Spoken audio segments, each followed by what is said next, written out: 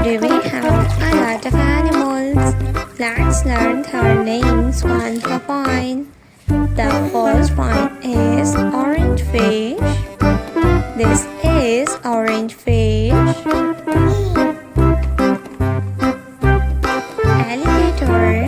This is alligator. The next one is a starfish. This is a starfish.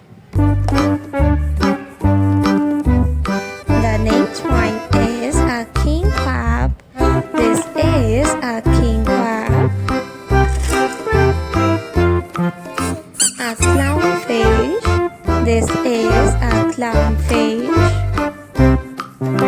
The next one is octopus.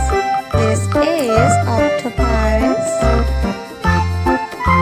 A frog. This is a red frog. A spider. This is a spider. A pufferfish. This is a pufferfish. A frog. This is a frog. A frog.